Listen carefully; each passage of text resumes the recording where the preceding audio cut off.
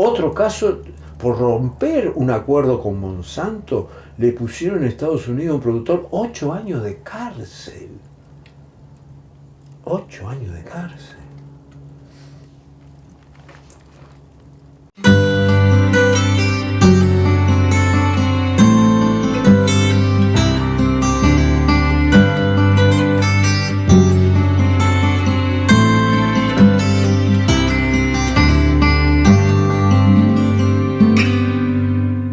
Se escucha, José Luis, movimientos ambientalistas que se expresan en América, en Europa, en el centro de Europa, hablar contra Monsanto y expresar que Monsanto es poco menos que el ocaso de la humanidad. Y algunos ven una expresión, si se quiere, extremista, de defensa de la naturaleza, del medio ambiente, cuando este siglo nos ha ido informando que el desarrollo tiene que ver con poner al servicio de los intereses del hombre, del ser humano, la naturaleza. Monsanto comenzó, tú expresabas, en 1900, a principios de 1901. Hace más de 100 años, como una industria que proveía un elemento que sustituía el azúcar. Exactamente, sacarina. La sacarina. ¿Cuál ha sido el desarrollo de...? Bueno, eso fue en 1901. En 1920 incorporó, paralelo a la sacarina, ácido sulfúrico y algún otro componente para limpieza de máquinas, etc. En 20 años pasamos de la sacarina al ácido sulfúrico. Exacto. Luego pasamos en el 40 a fabricar fibra sintética, plásticos, ¿no? Incorporando.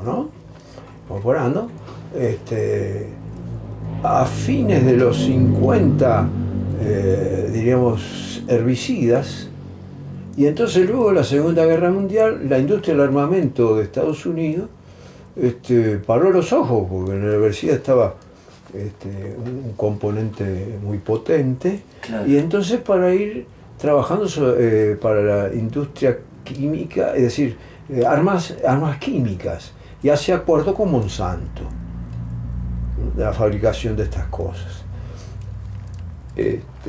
Estamos hablando de la guerra de Vietnam, por ejemplo. Esto es antes, es después de la Segunda Guerra Mundial. Después de la Segunda Guerra. En el 60 y principio del 70, guerra del Vietnam, en donde Monsanto le da a las tropas estadounidenses el famoso agente naranja, que rociaron más de 1,5 millones de hectáreas, quemando bosques, defoliando, contaminando los ríos, liquidando las cosechas de arroz para poder bombardear a los vietnamitas.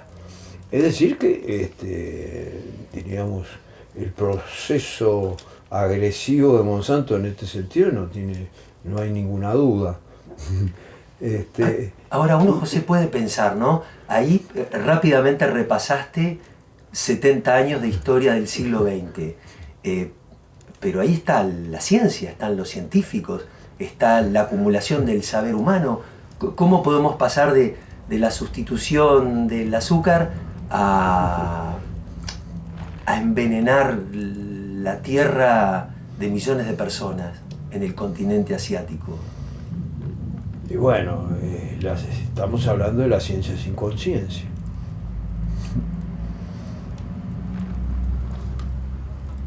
A todos se les exige jugarse por sus principios, a nivel obrero, a nivel de esto, de lo otro. Donde hay menor exigencia es a nivel universitario, que sería otro gran tema. ¿Por qué esta falta de esta impasibilidad, ¿no? Pero eso está derivado de que las universidades han ido mirando, educando para el lucro, para la tenencia, ¿no? Es decir, la educación que tienes primaria, secundaria y terciaria enseña al hombre para eso, para apropiarse y en todo caso defender de lo que se apropió. Y eso deriva en estas cosas donde todos los grandes desastres ambientales de la humanidad han sido siempre firmados por universitarios. Solo muy pocos resuelven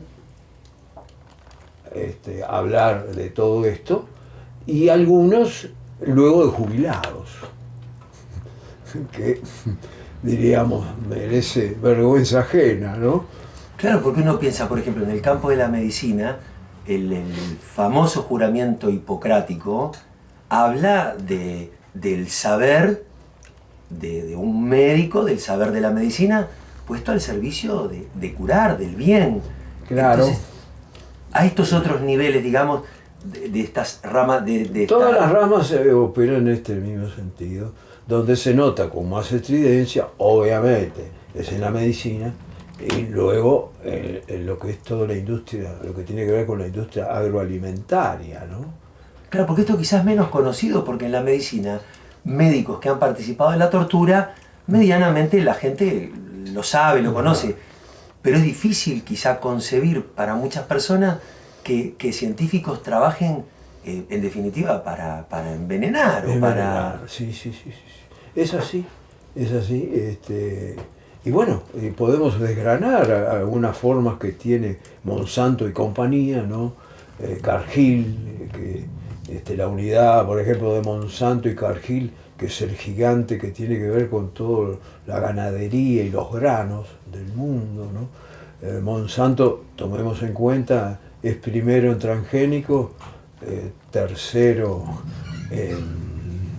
el tercero y cuarto en todo lo que es producción de agrotóxicos, ¿no?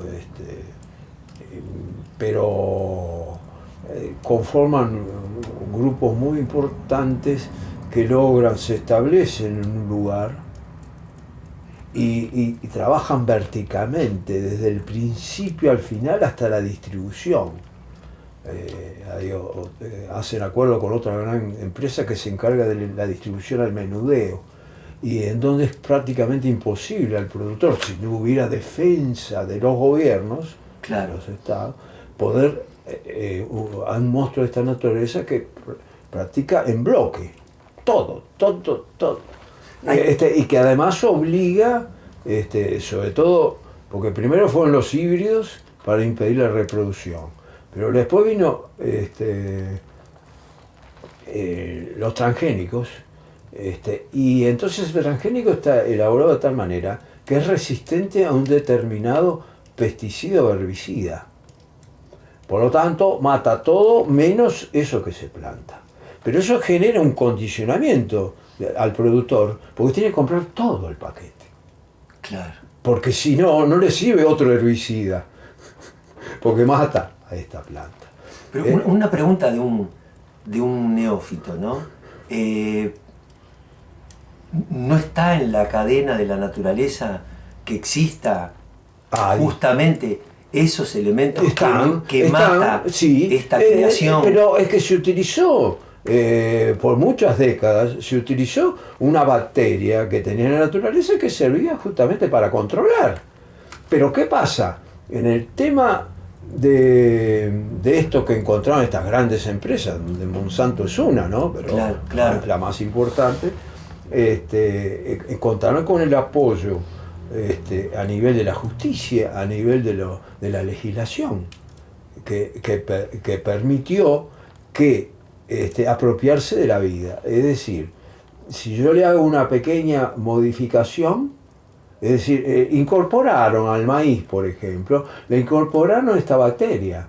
Por lo tanto, ya nadie puede usar más esa bacteria porque está patentada. Esto es así hoy, ¿no? Esto es así. Pero esto es multiplicado. Por aquí, para allá. Es la forma. Es decir, que ellos hacen una bioprospección, todas estas empresas, ven qué es lo que hay.